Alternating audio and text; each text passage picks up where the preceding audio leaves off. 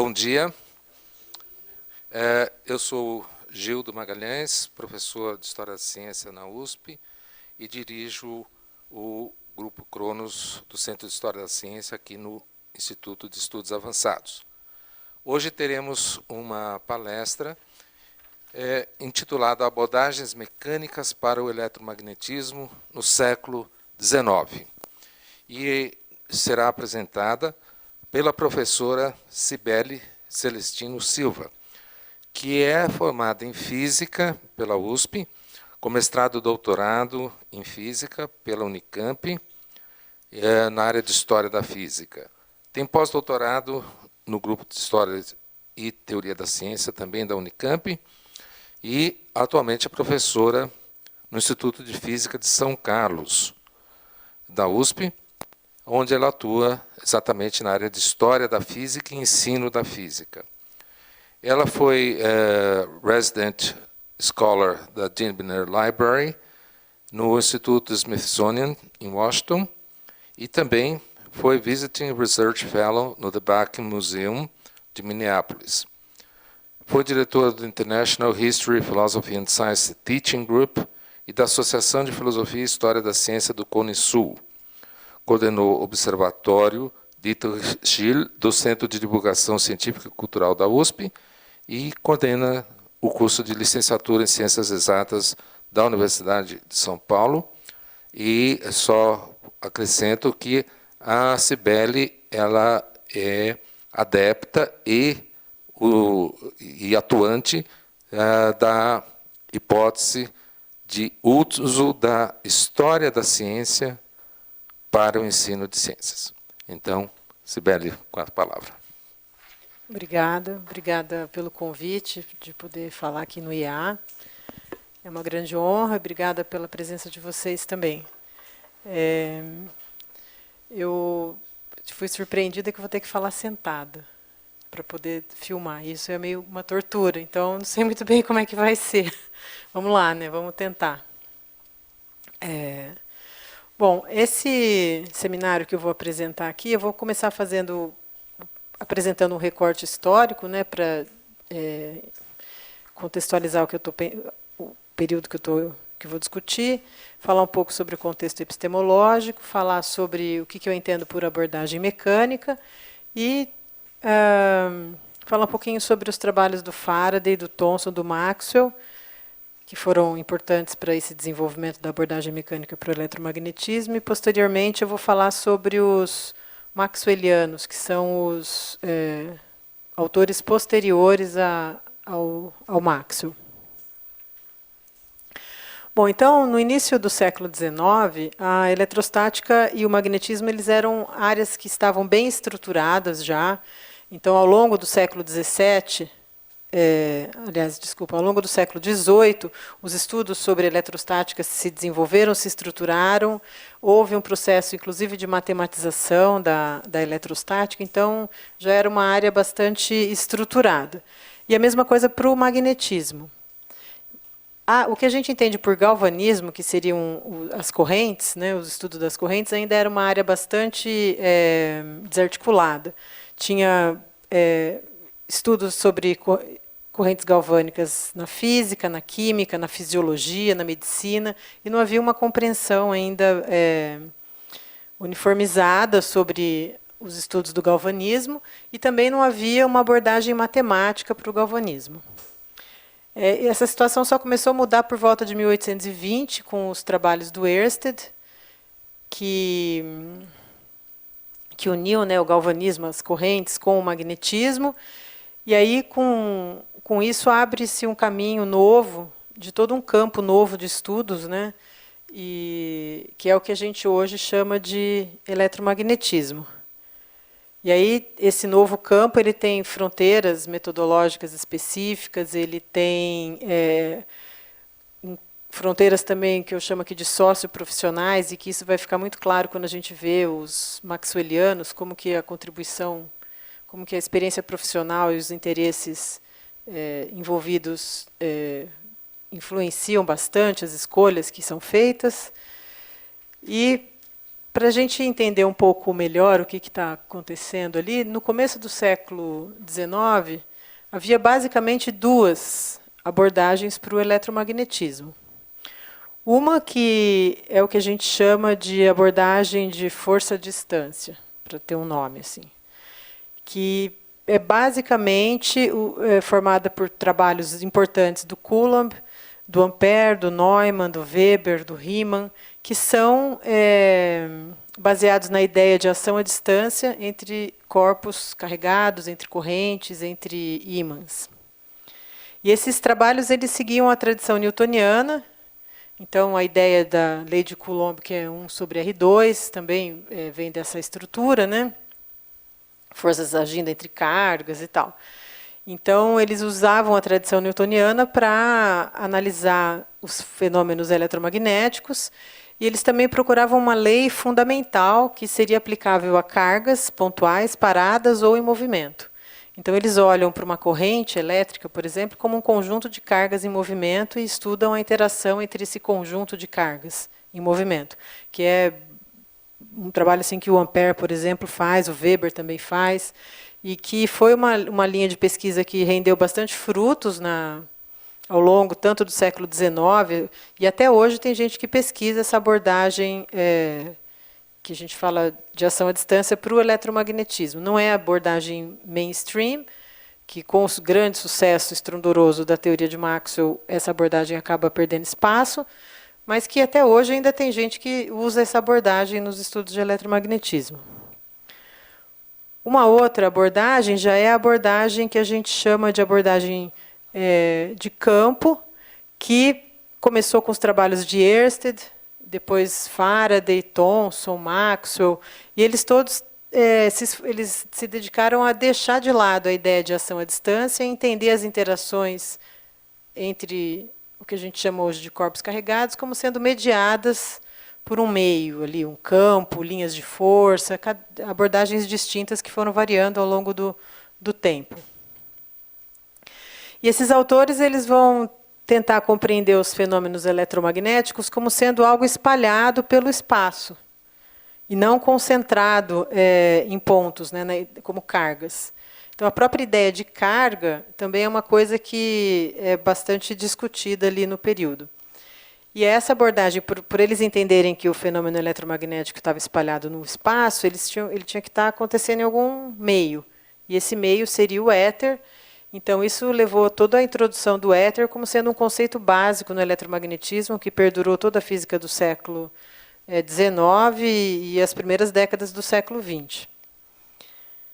E foi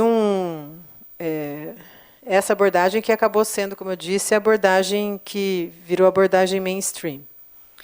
Bom, e aí o recorte que eu vou fazer aqui, como eu falei, já que eu vou falar das abordagens mecânicas do eletromagnetismo, eu vou falar aqui um pouco sobre o eletromagnetismo clássico, que a gente entende hoje como eletromagnetismo clássico, que é essa segunda abordagem aqui que eu coloquei, essa daqui, que é a abordagem de campo. Então, esses são os autores, né, o Ørsted, o Faraday, o Thomson, o Maxwell e vários outros, que é um processo todo que se desenvolve na primeira metade do século XIX, que a gente tem os autores mais famosos, né, que são os clássicos ali do eletromagnetismo. E depois, na segunda metade, são os que...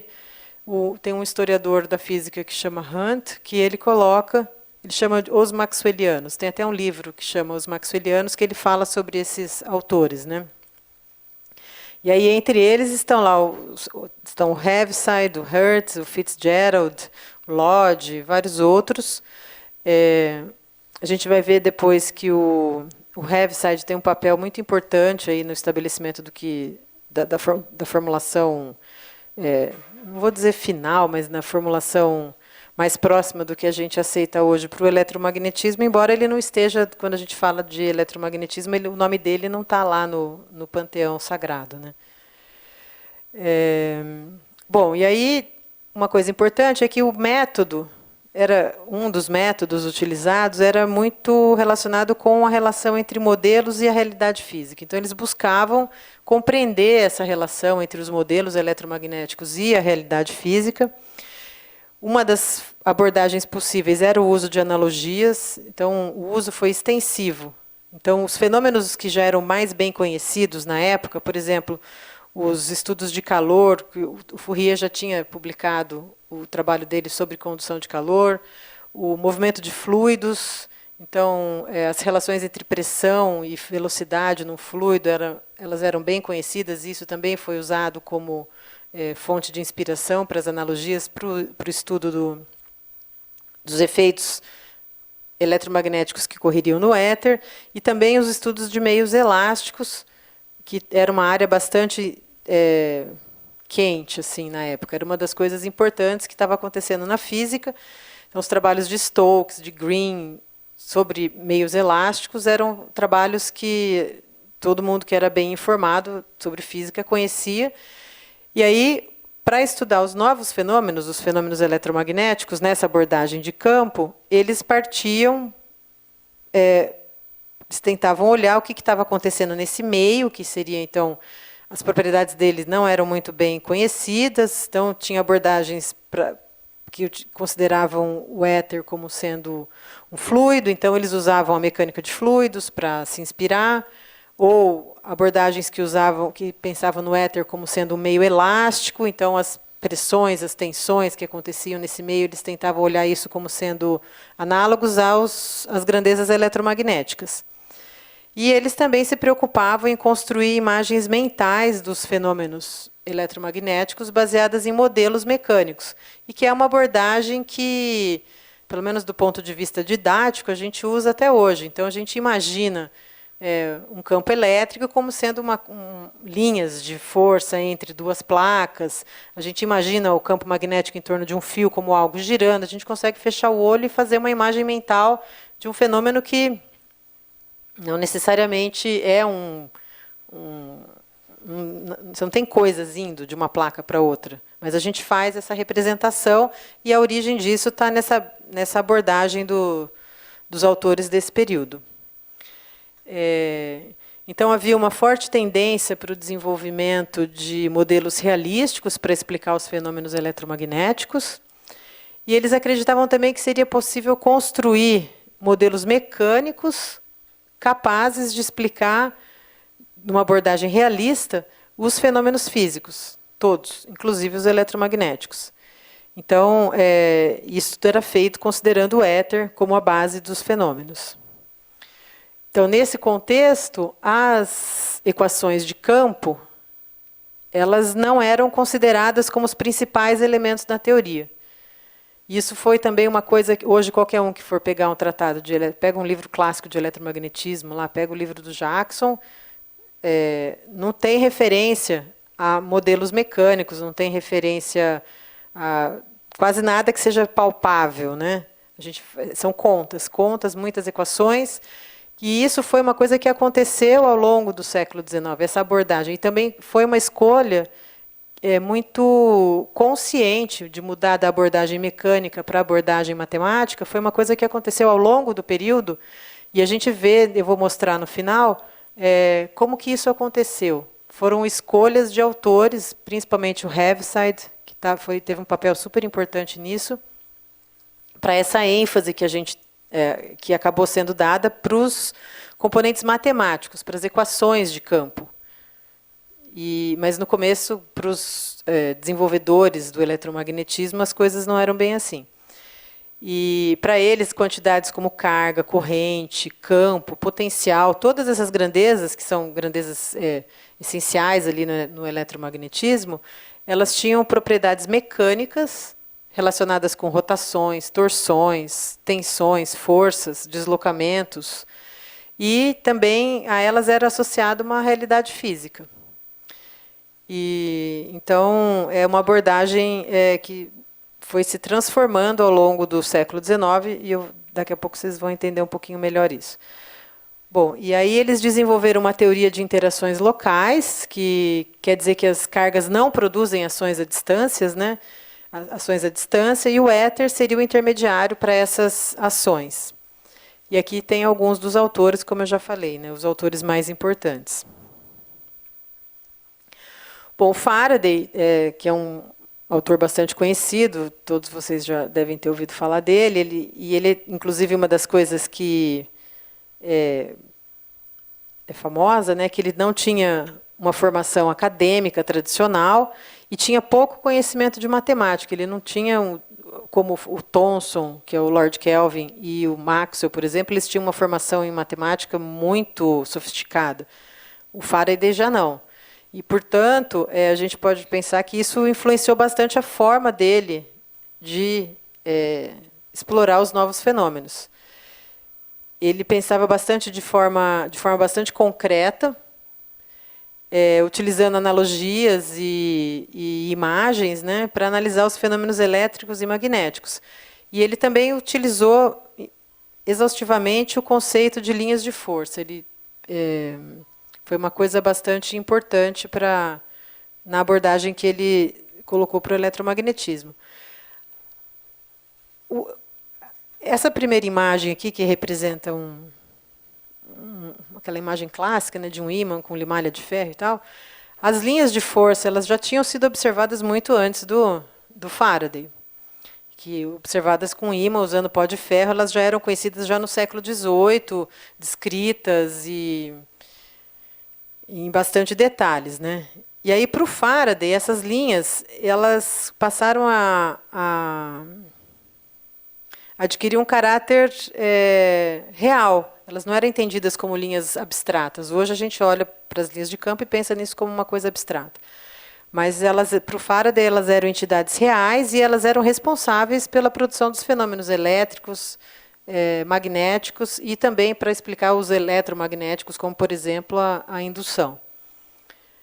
E para o Ørsted também, né, que o Ørsted tinha publicado o trabalho dele um pouco antes dos trabalhos do Faraday, ele também acreditava que existia uma coisa real girando em torno dos fios, que os fios, quando uma corrente elétrica atravessa um fio, gera um campo magnético, e ele acreditava que essas representações...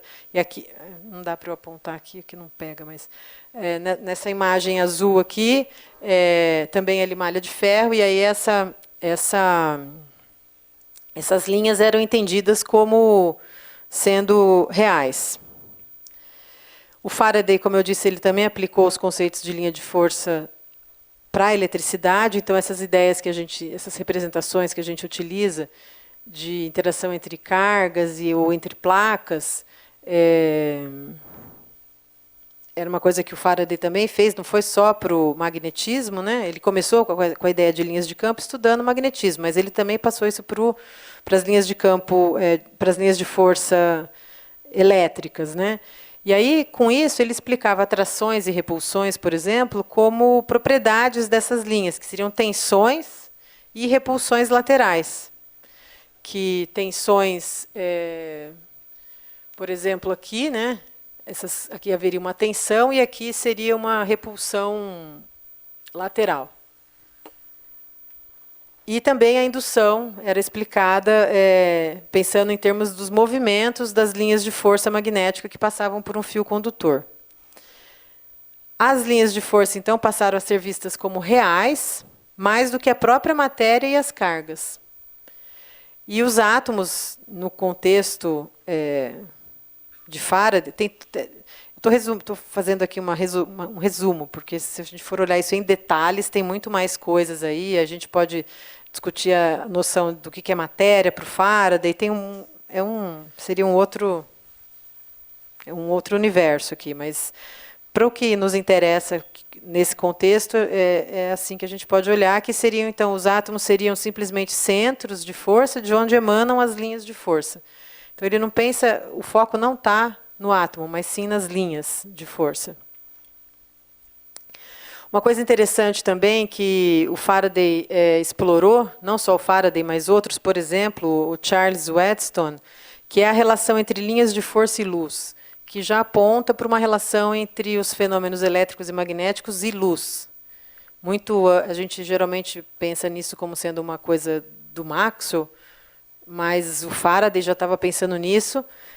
O Wheatstone já tinha medido, em 1834, a velocidade dos sinais elétricos em fios e tinha percebido que elas eram muito próximas à velocidade da luz, que também já tinha experimentos que mediam a velocidade da luz. Então, ele pensou, será que não são relacionados, alguma coisa assim, né? E ele pensou que isso podia relacionar, existia uma relação entre eletricidade e luz.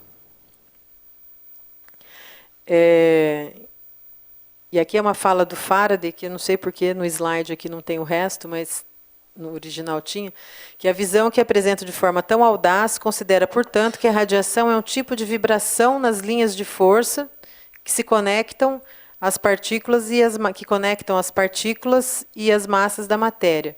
Ela procura eliminar o éter. Eu não sei de cabeça o resto, mas o que importa aqui é que ele está falando essa ideia de pensar na luz como um tipo de vibração nas linhas de força. Então, ele já estava pensando em coisas de relação entre os campos, o que a gente chama hoje de campos e luz, né? E aí, nessa série de estudos que ele fez sobre a relação entre força elétrica e força magnética e luz, ele concluiu, então, que a linha de força ela atua sobre a luz. Aqui ele chegou a essa conclusão estudando os fenômenos de polarização da luz, sob a presença de campos. E aí ele concluiu que há uma relação entre magnetismo, eletricidade e luz. Ele concluiu também que o magnetismo produz uma rotação. E aí, portanto, há algo que, no caso do experimento de Ørsted, né, o magnetismo produz uma rotação, portanto, há algo que gira na linha de força. E o magnetismo também atua sobre o vidro, que não parecia, a princípio, ser uma substância magnética. E aí, nessa série de estudos, que ele descobre os diferentes tipos de materiais paramagnéticos e tal. Um outro autor bastante importante do período, com o qual o Faraday também interagia, foi o Thomson, que é um dos que a gente chama dos gigantes lá da física do século XIX. Ele atuou em várias áreas. Aqui, específico, mesmo no caso do eletromagnetismo, ele também fez coisas contribuições muito importantes, que eu estou fazendo também, estou pensando aqui algumas contribuições, né? Então, por exemplo, né, ele considerava os modelos mecânicos como essenciais para a compreensão dos fenômenos físicos. Então, a maneira dele encarar a relação entre modelo e realidade influenciou toda uma geração ali de físicos, que são os físicos vitorianos, nesse período.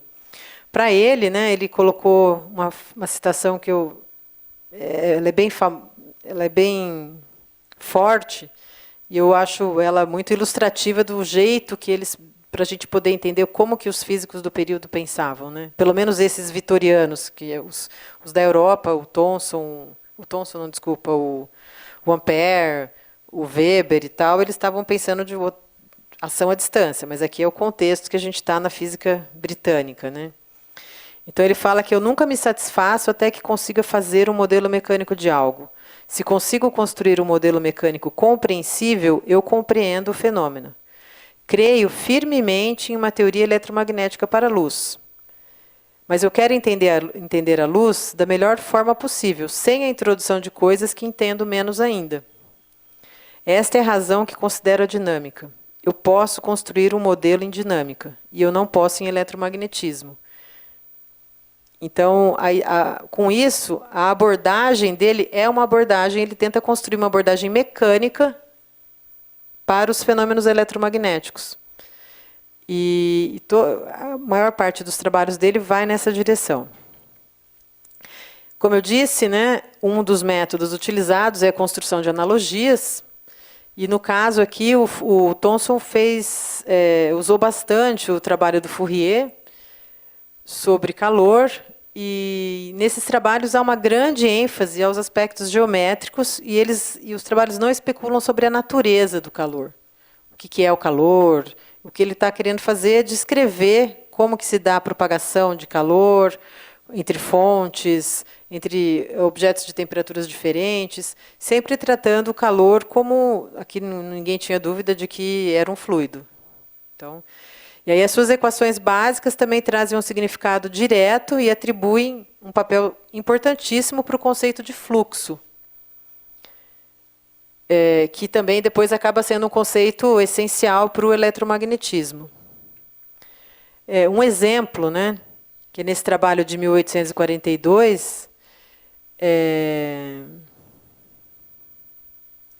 que é sobre o movimento uniforme do calor em meios em sólidos homogêneos e as suas conexões com a teoria matemática da eletricidade. Então, aqui o caráter analógico dos estudos fica bem claro, né? Pelo título do trabalho, a gente já está vendo de onde que ele está partindo e onde que ele quer chegar.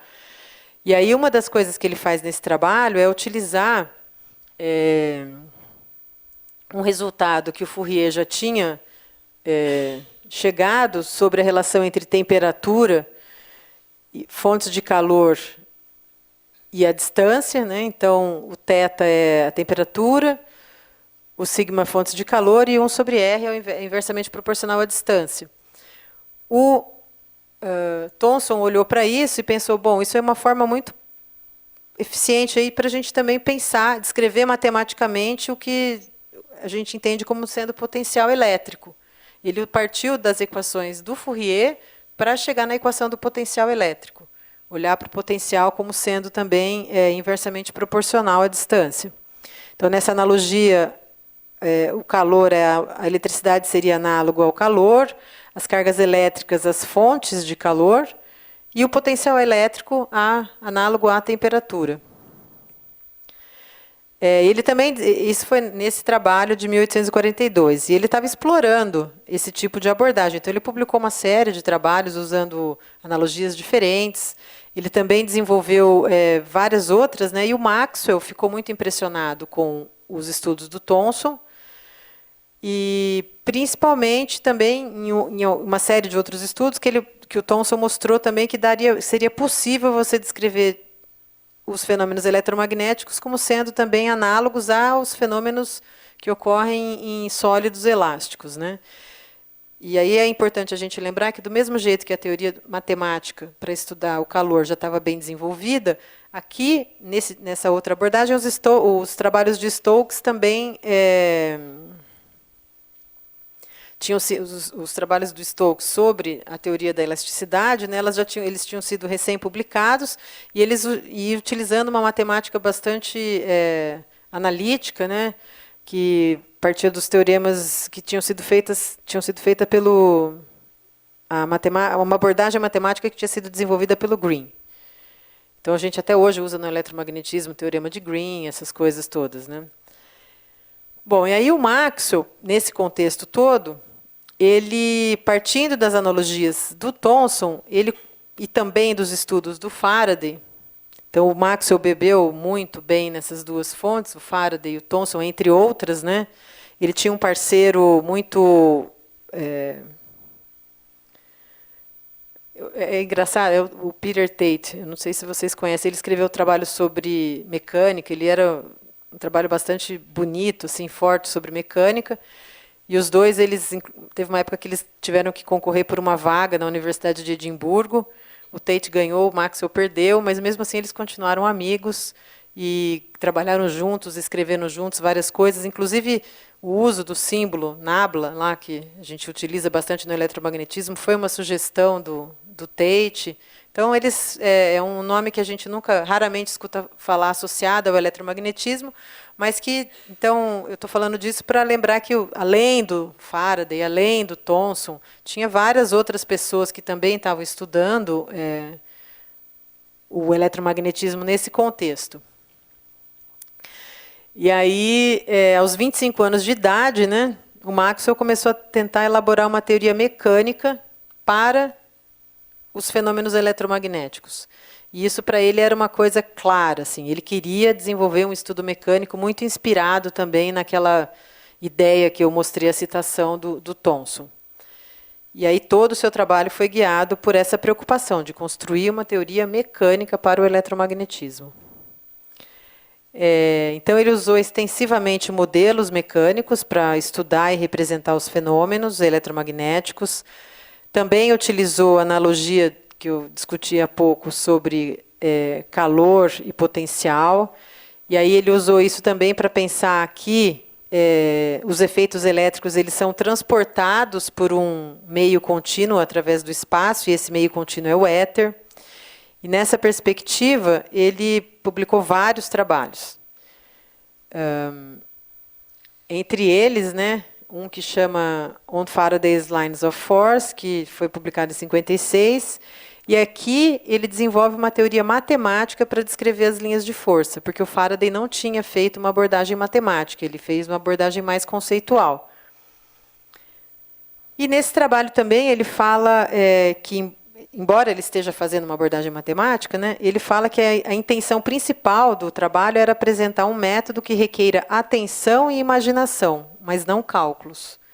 Então, a ênfase dele está nessa coisa de você formar imagens mecânicas dos fenômenos. Os cálculos não são o ponto central.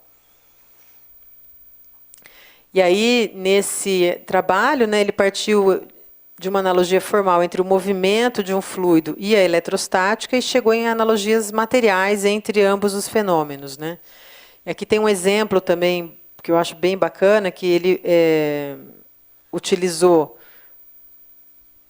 olhando para o movimento de fluidos, né, a gente tem a relação entre velocidade e pressão num fluido. Se você tem um tubo de diâmetro diferente, a velocidade muda e a pressão muda também. E aí, olhando para isso, ele chegou nas mesmas equações usadas para o campo e para o potencial elétrico. E aí ele pensou que as linhas de força elas podiam ser tratadas como análogas ao movimento de um fluido, no caso o éter. Em um outro trabalho, que ele publicou em duas partes, né, em 61 e 62, que chama On Physical Lines of Force, ele também constrói uma analogia mecânica com uma outra abordagem. Então, já não está mais olhando para os fluidos. Daí essa é uma imagem bastante famosa, né, que é o modelo de vórtices. Então, seriam vórtices permeados por bolinhas do tipo bolinha de Roleman, aquelas bolinhas que giram também entre os vórtices para transmitir as rotações entre os vórtices. Então, nesse modelo, né, o momento angular do sistema mecânico era interpretado como sendo o que hoje a gente chama de campo magnético. A força tangencial entre os vórtices é entendido como sendo o campo elétrico, e essas esferinhas que giram aqui entre os dois vórtices é entendida como sendo análogo à corrente elétrica. E aí, para estudar esse modelo aqui, ele usou tratamento puramente mecânico. E é interessante que aqui a gente vê que, se a gente olhar com atenção para essas equações, a gente vai ver que do lado esquerdo está misturando o dz com o dy, o dx com o dz e tal. Então, a gente começa a ver aí coisas que a gente já bate o olho, você já vê que são as componentes de um que a gente hoje chama rotacional. E do lado de cá você tem as derivadas temporais. Aqui o formalismo que ele usava é esse formalismo que a gente chama de formalismo de componentes, não existia ainda o cálculo vetorial. Inclusive, o cálculo vetorial foi desenvolvido para tratar os fenômenos eletromagnéticos. Foi desenvolvido nesse contexto, e uma pessoa que também teve uma contribuição muito importante para a criação do cálculo vetorial foi o Heaviside, de novo, né? Que é um ilustre, ele fica de lado no eletromagnetismo, mas ele fez um monte de coisa. Então, foram principalmente o Gibbs e o Heaviside que eles partiram dos estudos do Hamilton, utilizando a matemática de quaternos. Eles simplificaram os quaternos e fizeram vetores, mas isso já é outro seminário também. Mas o que eu acho que é importante a gente olhar aqui, para focar, né, é ver que ele está olhando, se você olhar P, Q e R como sendo as componentes do campo elétrico, alfa, beta e gama como as componentes do campo magnético. Então, ele está misturando a parte elétrica com a parte magnética. Então, a variação temporal está do lado direito, e a variação que roda, né, que mistura as componentes, x, y, z, está do lado esquerdo. Então, usando essa mesma abordagem, então, com isso aqui é o que a gente chama de lei de Faraday, né? E ele também derivou o que a gente chama hoje de lei de Ampère, usando esse mesmo modelo aqui, do modelo de das esferas e dos vórtices. Bom, mas aí a gente viu aqui que foram vários modelos. O próprio Maxwell, ele usou mais. Eu falei sobre o modelo do fluido, que fala das pressões e das velocidades, o modelo de vórtices. Havia vários modelos possíveis para o eletromagnetismo.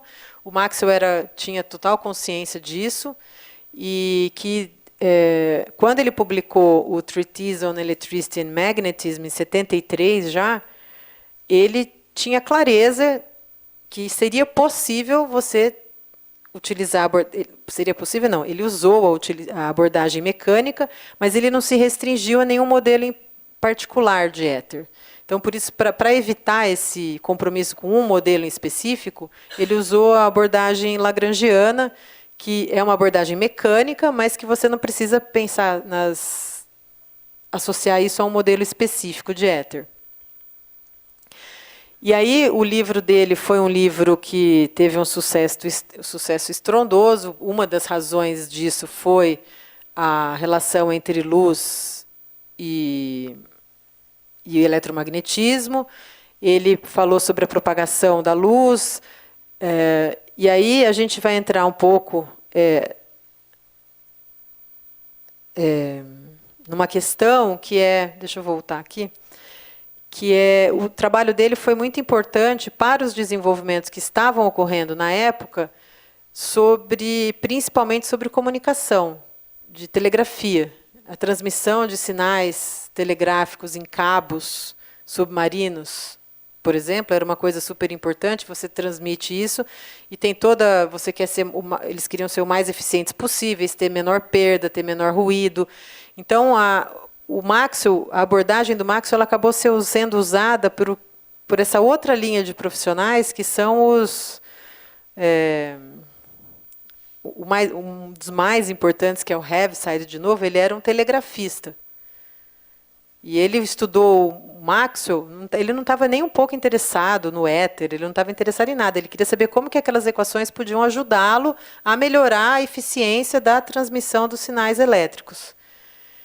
E o próprio Gibbs também, que é famoso na termodinâmica, também estava envolvido nesse período aí. Eles estavam querendo resolver problemas de engenharia. Eles não estavam mais interessados nos fundamentos do eletromagnetismo.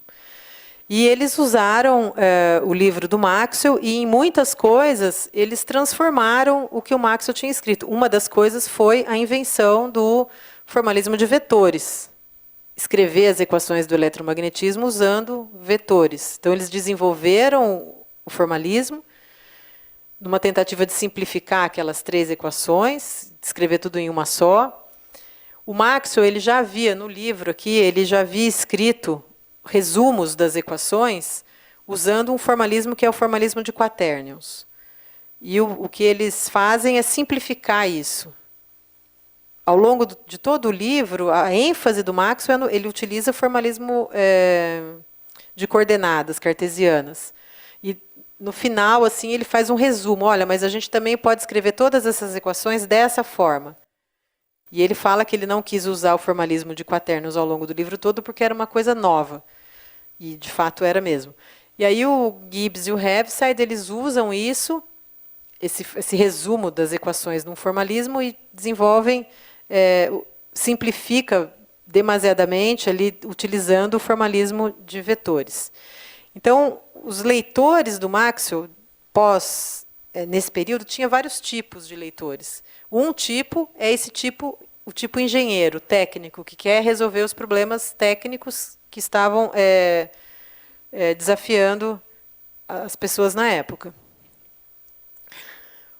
Bom, uma outra coisa, também uma outra discussão que também pode ser construída a partir disso, que é uma construção de cunho um pouco mais epistemológico, né? Você pensar como que essas imagens eram consideradas, até que ponto que essas imagens que o Maxwell utilizava eram consideradas representações literais da realidade.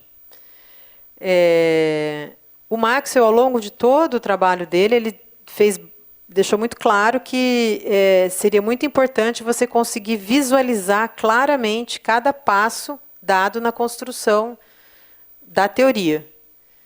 E isso a gente vai ver que com os maxwellianos é deixado de lado. Então, para o Maxwell, ele tem assim, ele deixa claro, essa citação eu acho que é bastante ilustrativa, né? Que ele fala assim: temos boas evidências a favor da opinião de que algum fenômeno de rotação ocorre no campo magnético. E que essa rotação é realizada por um grande número de partículas de matéria muito pequenas rodando em torno dos seus eixos. Que ele está pensando na analogia com os vórtices. Então, essa ideia sempre de rotação, de deslocamento, tudo isso continua. E aí ele fala que, pelo bem das pessoas de tipos diferentes, a verdade científica deveria ser apresentada de formas diferentes e ser considerada igualmente científica. Seja apresentada na robusta e vívida forma de uma ilustração física ou na delicadeza e suavidade de uma expressão simbólica. Então, para o Maxwell, as duas coisas são importantes, e a ideia de você ter uma imagem mecânica, uma imagem que ele chama aqui de uma forma robusta e vívida de uma ilustração física, é uma coisa também bastante importante e que, como eu já disse, vai ser abandonada.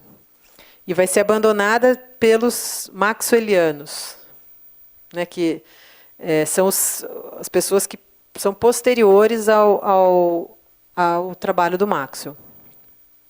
São vários, aqui eu coloquei apenas 4, mas há outros também, né? Esses são os mais famosos, assim, os principais. O Heaviside sempre, o Fitzgerald, o Lodge, o Hertz. Assim, eu gosto no meu trabalho, eu acabo sempre escolhendo um que não é tão famoso, e eu acho que eles, por exemplo, no nosso caso aqui do eletromagnetismo, o Heaviside é uma pessoa que devia estar no panteão ali do eletromagnetismo, ele deveria ser muito mais reconhecido pelas várias contribuições que ele fez. Bom, o caráter realista da teoria cinética dos gases, que fez um estrondoso sucesso, né, que era você tratar os gases como bolinhas, isso inspirou muitos físicos da época a crer que o mesmo poderia ser atingido para o eletromagnetismo utilizando o éter. E aí esse programa realista ele atingiu o apogeu ali entre a década de 1880 e 1890. Os maxwellianos eles consideravam os fenômenos físicos como essencialmente mecânicos, tudo bem, matéria, movimento eram as bases explicativas válidas. E isso foi sendo... eles partiram desse pressuposto e depois as coisas foram se transformando. Alguns autores mais, outros autores menos interessados nessa construção de imagens vívidas, né? E para a gente entender um pouquinho os maxwellianos, uma coisa que é essencial como eu já disse, que são os interesses técnicos. Os estudos eletromagnéticos já estavam numa outra fase, já estavam na fase da aplicação técnica, né? Então, pensando na transmissão de sinais elétricos, eles tinham muito interesse em entender, por exemplo, como é que se dá a propagação de energia nos campos. Porque o que acontece quando você tem um cabo? Você pode ver a transmissão do sinal de várias formas, ou você pode olhar para a propagação de potenciais, ou para a propagação da energia no campo eletromagnético, que são coisas que... o pointing, por exemplo, do vetor de Poynting entra nessa categoria maxwelliana. Quais seriam as quantidades eletromagnéticas fundamentais para os estudos do eletromagnetismo? E, ao longo desse processo, houve um abandono progressivo do realismo.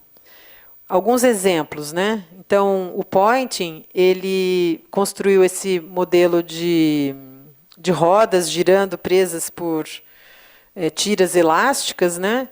É um modelo bidimensional, e aí nesse modelo ele quer descrever a propagação da energia nos campos e não nas correntes, né? Então, a roda girando seria equivalente ao campo magnético, o momento de inércia das rodas seria equivalente à autoindutância, a elasticidade das tiras, a indutância e as tensões nas tiras equivalentes ao campo elétrico. Então, ele tem um foco diferente dos modelos que o Maxwell tinha proposto. Então, esse foi um modelo. O Fitzgerald também conseguiu chegar nas mesmas equações para a energia que as que tinham sido obtidas anteriormente pelo Maxwell, usando um modelo parecido com esse aqui que o Poynting tinha proposto. Então, ele matematizou o modelo proposto pelo Poynting. Uma outra figura bastante curiosa, interessantíssima, é o Lodge. Ele era mais ou menos na linha do Faraday, né, que ele não tinha bons conhecimentos de física matemática, e lembrando aqui que o eletromagnetismo da época já estava bem estruturado matematicamente, né? E aí os grandes talentos do Lodge eram na construção de modelos, criar modelos, raciocinar a partir dos modelos, como ele mesmo fala, né, que a minha força ela reside no raciocínio e na meditação, não muito na matemática, né?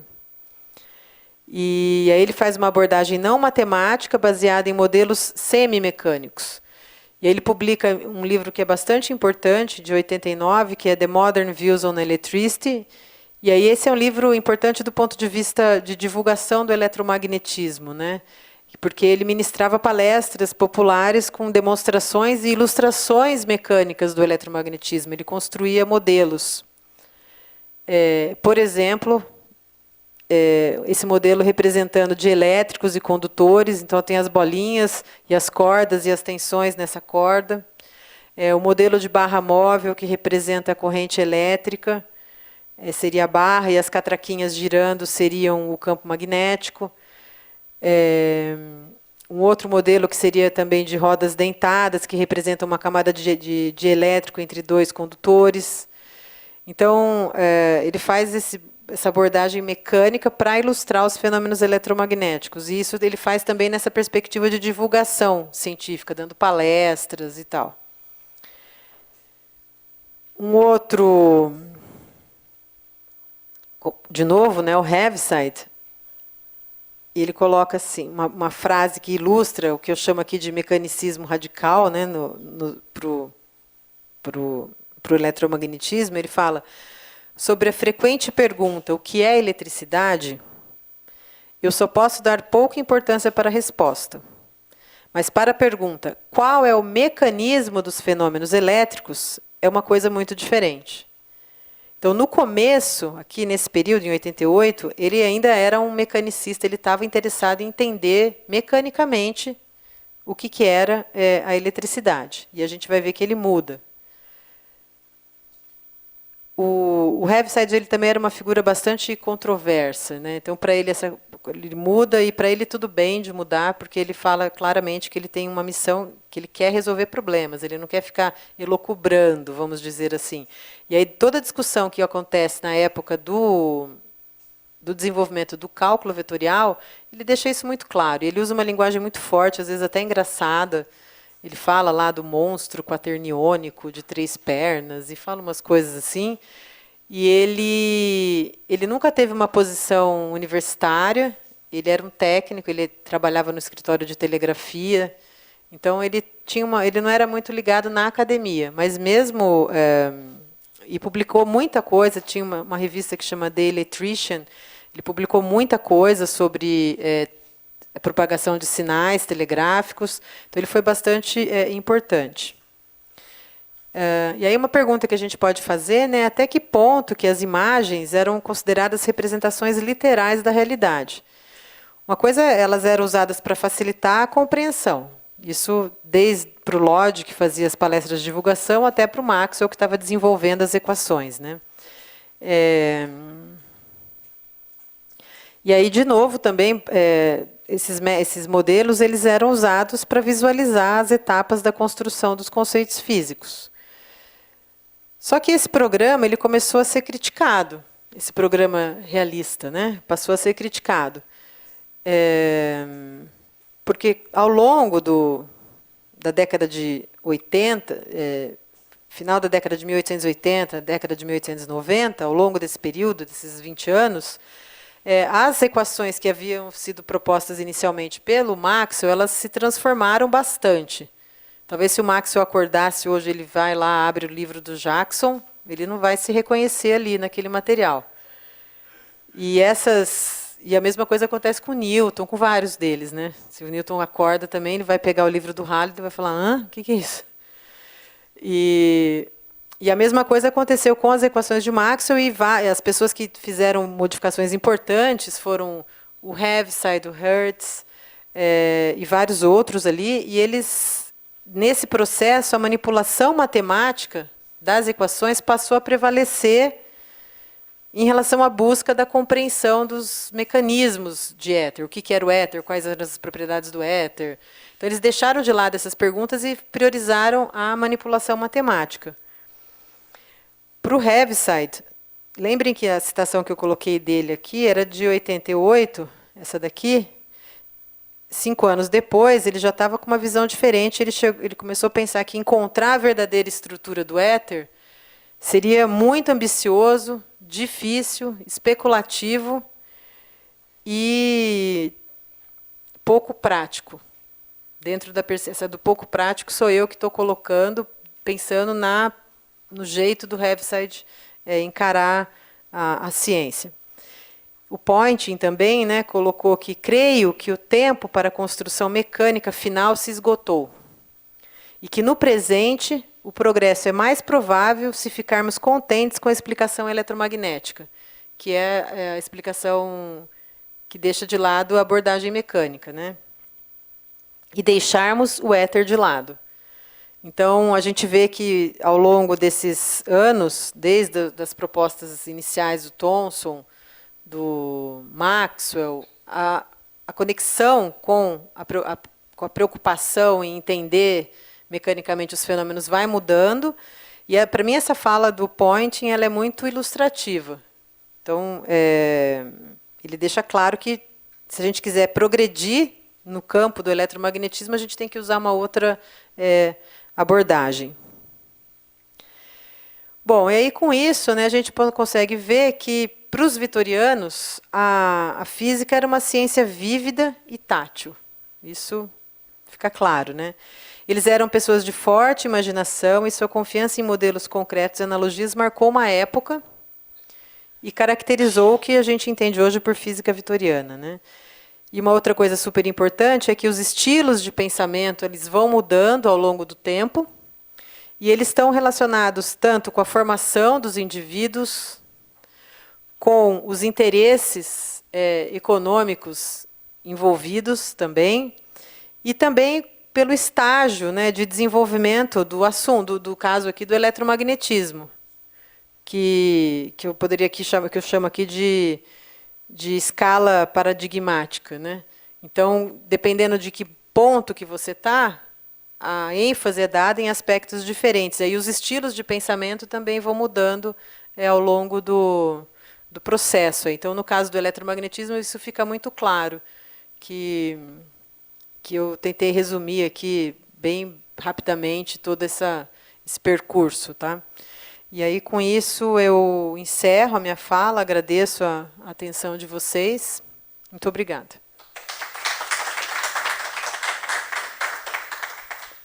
E aqui tem algumas referências assim para vocês. Muito obrigado, Sibeli. Vamos, então, abrir o espaço para perguntas, comentários do público. Precisa aí usar o microfone que está com a Jaqueline.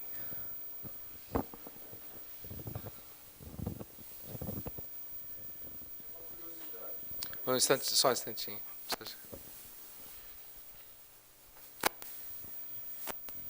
Eu tenho uma curiosidade que seria... preciso que se identifique também. Enio, terceira idade.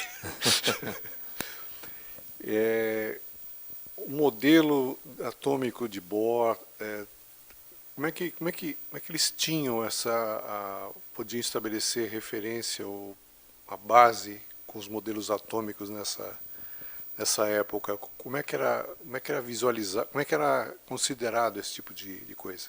Não sei se eu fui claro na minha pergunta. Se o modelo de átomo era usado pelos autores do período? Isso.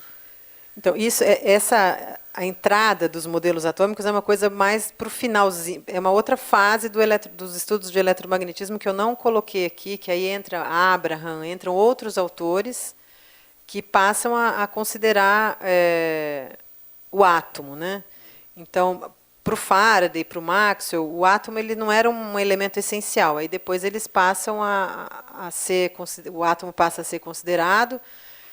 E aí uma outra abordagem também, e aí entra numa perspectiva matemática. Aí já no século XX. Final aqui do 19, século 20, todo esse período, o eletromagnetismo, eu parei fiz um corte aqui, né? Mas os estudos sobre eletromagnetismo eles continuam depois. Inclusive, o que eu enfatizei aqui foram as abordagens mecânicas para o eletromagnetismo.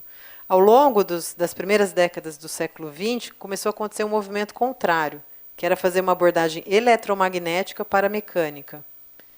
E aí os modelos atômicos passam a ser incorporados nesse tipo de estudo.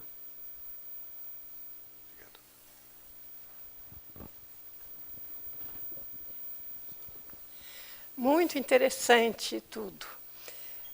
Você tem esse artigo publicado? Pretende publicar? Tem esse último aqui, tem bastante coisa que está aí. Eu tenho um artigo. Precisa mostrar aqui. Desculpe. Esse último aqui, de 2007, tem um pouco do que eu falei. Tem um trabalho que está no American Journal of Physics, que eu falo também sobre o desenvolvimento do formalismo vetorial. Tem a minha tese de doutorado. E tudo isso começou na minha época do doutorado, é um negócio que eu tenho estudado hoje ainda. Tem um trabalho que que eu não pus aqui, mas que está na publicação de trabalhos do Encontro de História e Filosofia da Ciência do Cone Sul. Tem algumas coisas. E eu gostaria de fazer uns comentários mais, porque eu estudei muito essa questão toda de evolução, da história da física, da história da ciência, mas com um enfoque muito mais pragmático e sem, digamos, grandes enfoques muito aprofundados, mas com uma visão geral. E eu acho muito impressionante como o padrão é sempre o mesmo.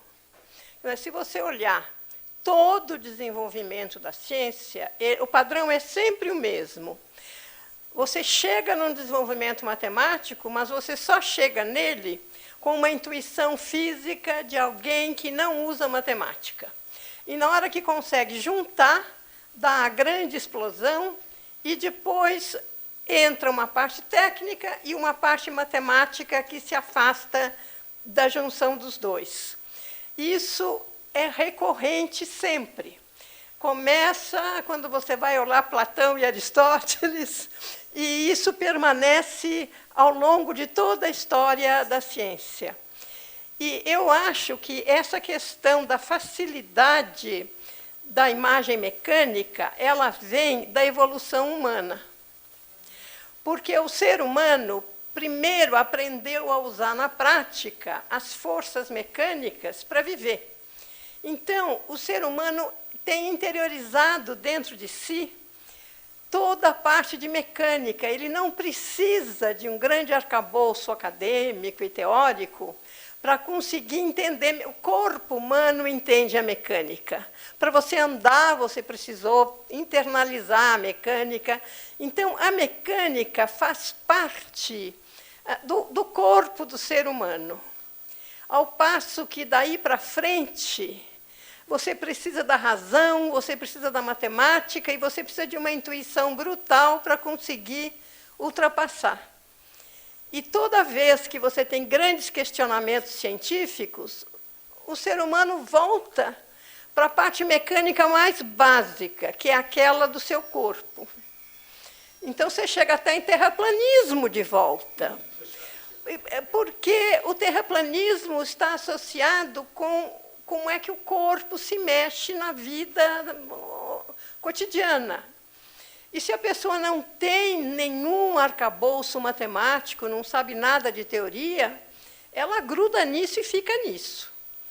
Então, eu achei muito interessante, porque eu sempre tive muito mais facilidade com a mecânica do que com o eletromagnetismo. Então, eu uso o eletromagnetismo de uma maneira meio pragmática, mas eu gostei muito de ver que realmente agora eu entendi tudo.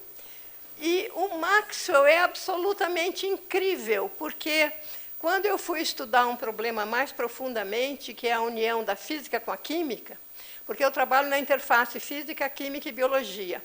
E quando eu fui tentar entender realmente como é que junta a física com a química, eu caio no Maxwell de novo, porque ele tem o artigo básico dele sobre moléculas, que é o fundamento de tudo, é dele. E os físicos, normalmente, nem sabem que existe esse artigo de Maxwell.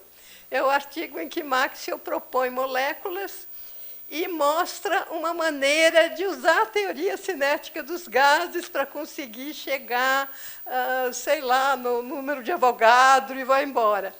Então, eu acho que é muito impressionante a postura do Faraday. Eu era mais Faraday, entende? Na minha formação, que foi mais pragmática, de engenharia e tal, eu era mais Faraday. Depois eu fui para a física, e aí eu fui obrigada a ver toda a parte que os físicos dão um valor imenso, que é a parte teórica. Mas você só junta os dois com um distanciamento realmente incrível. Eu gostei muito, eu vou procurar o que você fez, que realmente é muito bom. Obrigada. Assim, para comentar alguma coisa, eu fiquei pensando, pensei, acho que eu consegui ler os pensamentos do Ivan. Não sei se eu consegui ler os seus pensamentos, daí você me fala. Que eu acho que o que a senhora falou, a gente pode olhar para a sua fala pensando no Bachelard, como um autor. Você pensou no Bachelard? Viu só que quer conhecer o colega? Pensar no Bachelard, porque o Bachelard ele fala sobre o desenvolvimento da ciência bem nessa linha ele fala sobre os obstáculos epistemológicos e fala sobre as etapas de desenvolvimento da ciência, que a gente parte sempre de coisas bastante do senso comum, intuitivas, e vai se desenvolvendo em rumo a abstrações cada vez maiores, né? E é um jeito até de generalizar ali o desenvolvimento do conhecimento científico, que é criticado e tal, mas é uma leitura possível. E a senhora falou sobre as publicações. Nesse último trabalho eu publiquei com essa abordagem mesmo, que é essa revista Science and Education. Ela faz uma ligação entre história da ciência e ensino de ciências, e nesse trabalho eu discuto um pouco sobre pensamento humano, sobre aprendizagem, e uso o eletromagnetismo como um exemplo, talvez possa interessar para a senhora. Bom, vejamos se há mais algum. Rita. Você. Oi, meu nome é Rita Couto, eu sou da História, tenho interesse em História da Ciência. A parte física eu não entendo praticamente nada, mas o que me chamou muita atenção foi que a terminologia eu conhecia. Na verdade, eu estava até com medo de fazer pergunta, porque eu posso estar fazendo... Eu gostaria de saber se alguma dessas pessoas teve interesse no espiritismo na época, porque me parece que essa questão do eletromagnetismo foi muito utilizada, houve uma apreensão social. Eu te digo isso porque, assim, eu estou estudando agora a questão da morte, mas eu estou trabalhando com o discurso médico mais do presente. E eu percebi que a grande preocupação de mudança na psiquiatria aconteceu depois dos anos 70 por parte de espíritas. E o discurso é muito parecido também. Tá? Eu estou bem perdida, não, acho que não estou fazendo... Está dando para você entender? Porque eles usam muito da física, e eu estou encontrando muito físico tentando trabalhar a questão de consciência, de vida, e uso de tecnologia, de imagiamento, etc., para ver funcionamento do cérebro e tal. Mas quem vai usar isso é muito gente do espiritismo. E houve já, nesse primeiro momento, eu acho, a utilização da física para tentar explicar manifestações do espiritualismo, tal, essa coisa toda. Eu não sei se você tem alguma indicação no final do século XIX, começo do XX, dessa relação eletromagnetismo com isso, porque eu estou no caos, entendeu? Mas eu comecei a pensar na questão da consciência, na questão da psiquiatria, do uso da eletricidade e daqueles que acreditam na cura através de outras formas de energia. Ou seja, você me fez viajar um pouco. Não sei se eu me fiz clara. Eu acho maravilhoso quando a gente consegue fazer uma fala que faz as pessoas viajarem, né? Eu acho que, e inclusive aqui dentro do espírito do IEA, que é uma abordagem que vem pessoas de várias áreas. Então adorei sua pergunta. Quando a gente fala sobre os estudos da eletricidade, tem vários períodos diferentes, né? Então, no século XVIII, tem um autor italiano que chama Beccaria, que é Beccaria. Ele usou bastante essa coisa de choques, descargas elétricas e tal, na medicina. Então, desde tratamento de distúrbios psiquiátricos, de tetraplégicos.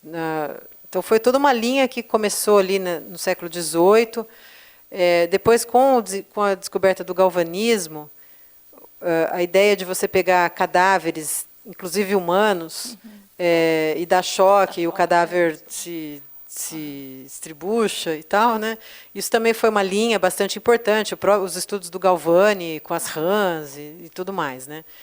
Aqui no século XIX também continuou esse tipo de coisa. A gente tem uma época no começo no final do XIX, começo do XX, houve você sabe melhor do que eu até sobre essa coisa dos fenômenos espiritualistas, e houve uma abordagem bastante forte, que era entender os fenômenos espiritualistas como um novo tipo de força da natureza. Do mesmo jeito que na época estava descobrindo coisas, não exatamente esse período, mas descobrindo raio-x, descobrindo coisas novas. Será que a gente não pode olhar para os fenômenos espirituais com essa abordagem? Aí teve um cara muito importante que chama Crookes. Ele foi quem inventou lá o tubo de Crookes, de descargas elétricas, e ele estudou muito. Ele se dedicava desde desmascarar charlatões, porque tinha aquelas demonstrações públicas, tipo as irmãs Fox, essas coisas, né? Então ele se dedicou a desmascarar os charlatões, mas tinha gente também que ele não conseguia desmascarar. E aí ele tentou explicar os fenômenos espirituais como sendo espiritualistas, né, como sendo uma nova força da natureza, um outro tipo de força. Então ele tentou usar uma abordagem científica para esses fenômenos. E também tem, quando a gente fala do eletromagnetismo, se você pegar um livro espírita, fala lá dos fluidos, fala do magnetismo, eles incorporam linguagem, o discurso da física. A física, na época, era a ciência mais importante, mais desenvolvida, era o que a gente tinha de mais avançado. Dentro desse espírito também positivista, no qual o próprio espírito, o Allan Kardec, por exemplo, ele se desenvolveu nesse período, né? Ele escreveu nesse período, ele tem muito essa coisa. A compilação que ele faz é uma compilação com uma forte influência do positivismo. Eu não sou especialista nisso, você deve saber mais do que eu, mas assim. Não sei. Na verdade, eu circulo em tantas áreas que eu percebo a ligação, mas eu me sinto muito perdida. Mas o que eu tenho visto muito é físico tentando explicar a questão da consciência. Então, isso é um outro período. Então, eu estou fazendo assim, uma viagem no tempo, né? Então, se a gente olhar para o Allan Kardec, ele vem nesse período do positivismo, ele incorpora essa coisa do magnetismo, dos fluidos, do passe, não sei o quê. Hoje, a abordagem para os fenômenos é uma abordagem talvez um pouco mais até biológica do que física, porque você pegar o cérebro, olhar para o cérebro, falar das sinapses, e é uma outra abordagem. E os físicos estão dentro, também abordam assim, mas se você vai falar nos estudos de cérebro, tem um monte de físico trabalhando, mas também tem médico, tem biólogo, tem pessoas de outras áreas, né? Então a ênfase vai mudando. E conforme a ciência da época é a mais importante. Hoje a física é importante ainda, mas talvez as coisas mais importantes estão na medicina e na biologia do que na física. Acho que a física perdeu um pouco o status que ela tinha, que ela teve ao longo de todo o século XX, né? Então, eu sugeriria para você um livro de uma moça que chama Juliane Hidalgo, que ela escreveu o doutorado, não sei se foi o doutorado ou o mestrado dela, sobre o Crookes. Juliane Hidalgo. Hidalgo com H. Hidalgo. Também posso acrescentar Claro. alguma coisinha? Que um pouquinho, logo depois dessa época, nós temos o Tesla. Sim. E o Tesla estava indo um pouquinho nessa direção que você está sugerindo agora. Hoje em dia há um interesse muito renovado sobre o Tesla e sobre o que ele poderia ter feito ou não fez, né? Mas eu quero aproveitar também para fazer uma pergunta.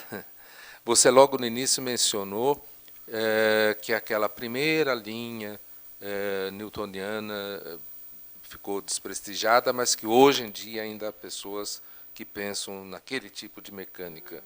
Você poderia elaborar um pouquinho mais? Bom, eu estou com um autor brasileiro na cabeça que talvez vocês conheçam, que é o André Assis, que ele é um militante da abordagem de campo para o eletromagnetismo, e ele usa essa abordagem de força-distância. Estou pensando aqui no Brasil, mas fora do Brasil também tem outras pessoas, e eles explicam os fenômenos todos que a gente... O André é muito conhecido internacionalmente, inclusive, porque ele retomou a eletrodinâmica do Weber. Exatamente. E a eletrodinâmica do Weber é baseada na força-distância. Então, não é um estudo mainstream. Não é mainstream dentre os físicos, mas do ponto de vista histórico é uma coisa bastante importante de resgatar essa abordagem. Eu acho até que, mesmo não estando no mainstream, os trabalhos do André Assis são bastante citados pelo mundo afora. E é Sim. muito interessante, né? Que nós temos um autor brasileiro, físico também, e que usa muito a história da ciência. Em particular, ao retomar Weber, ele também vai acabar retomando os trabalhos do Riemann sobre o assunto eletromagnetismo, que são também muito interessantes e são muito pouco até referenciados pelos físicos, não acha? Sim, eu concordo. Ele traz o Riemann, traz o Weber, traz o Ampère, que são todos daquela... No começo eu falei sobre duas abordagens, eles estão na primeira abordagem. Então, primeiro quero dizer que assim, a minha imagem do Maxwell mudou completamente. Eu tinha na minha cabeça que ele era o rei dos físicos matemáticos, que ele era o irmão matemático do Faraday. De imaginar que ele nunca viu as equações de Maxwell do jeito que eu aprendi no meu livro é uma coisa interessante, né? Aliás, eu sempre reparei que quando você vai nos papers originais das pessoas, você não entende nada, porque é um formalismo tão diferente, eles estão desenvolvendo os conceitos, as ideias não estão claras, então quase nunca é uma fonte interessante para a gente aprender, é uma fonte interessante para entender o processo que levou. Mas a minha pergunta que eu queria fazer é o seguinte: se a necessidade que esses primeiros eletromagnetistas tiveram de usar analogias mecânicas, isso levou em algum momento a algum beco sem saída conceitual, alguma coisa que eles não conseguiam adaptar a uma analogia mecânica e que isso fez com que o progresso na área tenha se atrasado por um momento, ou isso acontecia de uma maneira suave, sempre que a analogia mecânica fosse curta, eles conseguiam superar sem maiores traumas, deixavam isso sem problemas? Desculpa, só precisava ter se identificado. Meu nome é Eduardo Cipriano, sou professor do Departamento de Astronomia do IAG USP. Aqui eu não mostrei os problemas, né? Por exemplo, uma analogia que o Poynting propôs e o Fitzgerald matematizou, que é aquela das bandas elásticas com umas rodinhas, assim, não a dos vórtices, bandas elásticas. É uma analogia em 2 dimensões. Na hora que ele passa para 3, já não funciona. Então, já foi abandonada. Então, esse é um exemplo, né? Mas acho que o grande gargalo nessa abordagem era saber qual, de fato, seria como, de fato, seria o éter. É fluido? Então, eles usavam as analogias, mas o grande problema era saber, de fato, o que era. Por isso que, espertamente, o Maxwell não se comprometeu com nenhum modelo mecânico em específico. E os feitos continuavam válidos, né? Os resultados continuavam válidos, sem você se comprometer com um modelo específico. Porque esse era o grande desafio. Qual que era o modelo específico? Eu gostaria de fazer um comentário aqui, porque esse é um ponto muito importante. E eu gostaria de ressaltar que o Kelvin foi incapaz de sair da posição dele. Quer dizer, o Kelvin atrasou bastante, porque ele era uma pessoa importantíssima, e ele não conseguiu sair da posição dele de aceitar as mudanças que vinham vindo. A coisa só evoluiu realmente na hora que a química entra e entram outros fatores para mostrar, entra toda a parte de geociências para mostrar o problema da temperatura da Terra, do centro da Terra, porque o Kelvin nunca acreditou.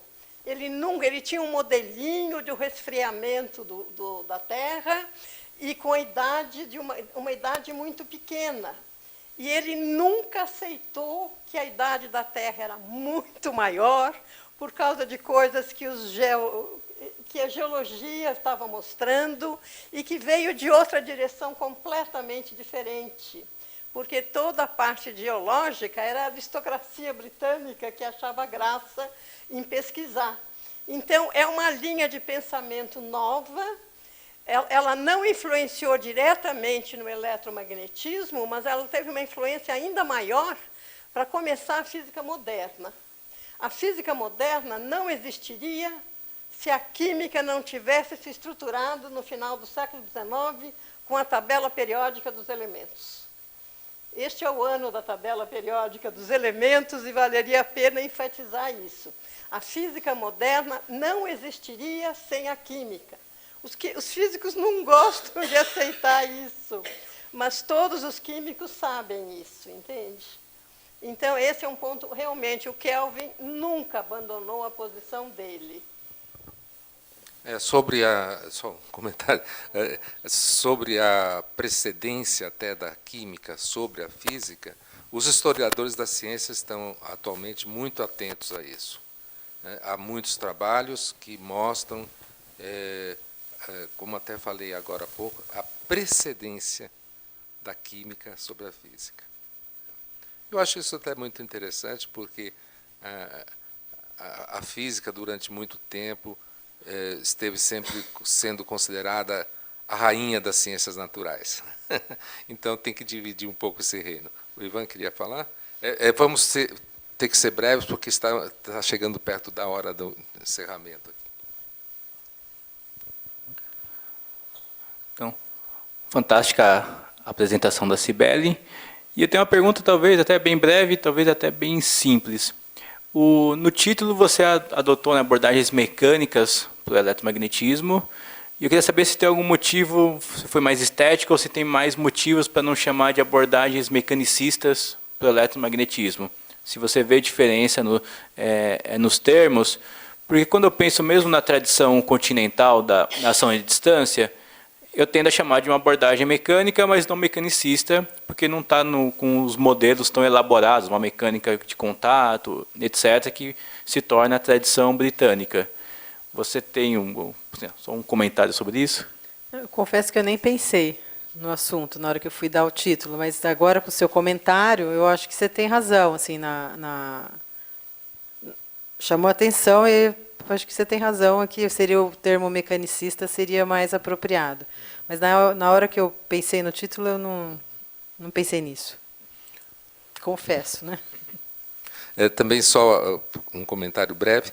O mecanicismo está sendo a palavra mais utilizada hoje em dia na biologia para combater o reducionismo. Então, acho que essas coisas estão todas interligadas. Bem, eu só posso agradecer mais uma vez a Cibele e os que estão aqui presentes. Essa nossa conferência foi gravada, também estará disponível em breve no YouTube. E só fazendo um pouquinho de propaganda, nós tivemos já na lista de mais de 40 das nossas conferências aqui, uma dedicada aos quaternions do Hamilton. Então está gravado, se alguém tiver interesse, porque tem a ver com o que você expôs hoje, está disponível no YouTube. Então, muito obrigado.